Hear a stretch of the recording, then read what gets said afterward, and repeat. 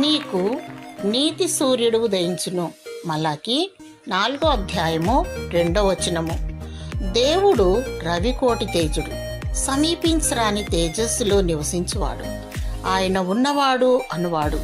ఆయన ముఖము మహా తేజస్సుతో ప్రకాశించుచున్న సూర్యుని వలె ఉంటుంది. సూర్యచంద్ర నక్షత్రములను ఆయన ద్వారా సృజింపబడినాయి కదా.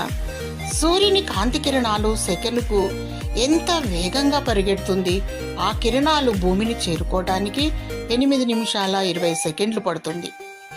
మరియు దేవుని సృష్టిలో అతిపెద్ద కాంతిగల నక్షత్రాలు కూడా ఉన్నాయి.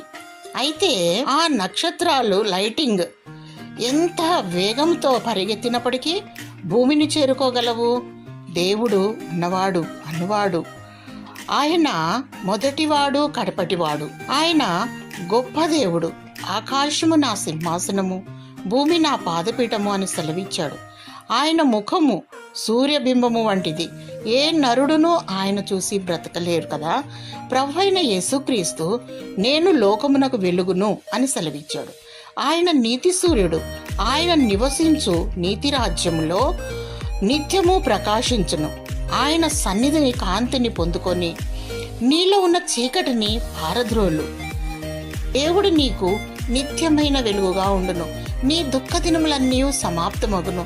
దేవుడు నీకు వెలుగుగా ఉండి నిన్ను నడిపించి ఆశీర్వదించి దీవించునుగాక. ఆమేన్.